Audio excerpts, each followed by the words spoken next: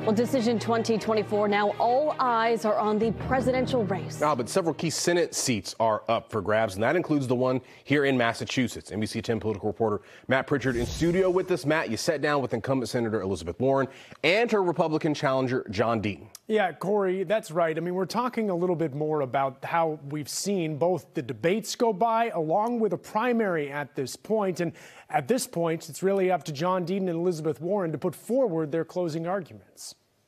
Projecting confidence in the election's final days. Give me 6 more years in this fight. I still think I have a shot, even though it's a long one. Incumbent Senator Elizabeth Warren and Republican newcomer John Deaton vying for Bay State votes, talking through some of the biggest issues facing the Commonwealth. Starting with Stewart Health Care and the hospitals that we've seen close, whether it's the Kearney or out at Neshoba Valley. Where do you feel like you differ in terms of approach to this? When United Healthcare was going to buy Stewart, Senator Warren rushed and said she objected to it because it's a big, bad corporation, right? Her anti-business stance is so extreme. She didn't sit back and say, well, who's the other buyers, what might happen? And that deal fell through. There was never an offer to buy the hospitals.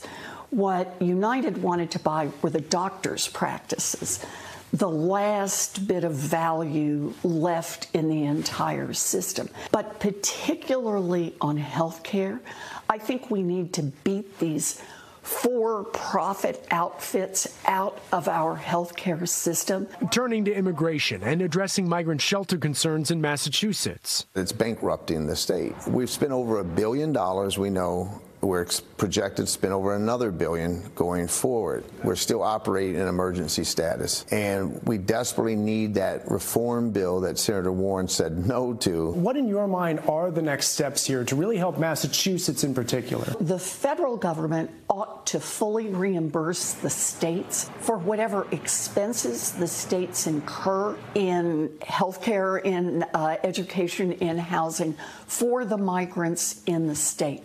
And I think that ought to be our key principle. We also, obviously, we need border security. On the housing crisis and taxing the estates of billionaires to spur development. You lower what it costs to build housing in Massachusetts, and the federal government will partner up with you in building a stronger, more vital community. It's not a solution. It's not. It's a slogan. We want builders to build. So you have to give them the reason to build it. So here's some tax credits for you to build low-income housing. And while voters weigh those varying visions, both candidates have labeled the other as too extreme, hoping to lock down a critical seat in the Senate. It's about Senate control. I think people are dying for an alternative.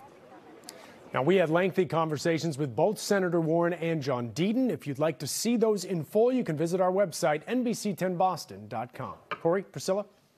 All right, Matt, thank you very much. And our political team is getting you ready for Election Day with special live coverage of At Issue. Senator Elizabeth Warren is going to join me and Sue in studio to talk about her re-election campaign and get her thoughts on the presidential race. It's tonight at 7:30 right here on NBC 10 Boston.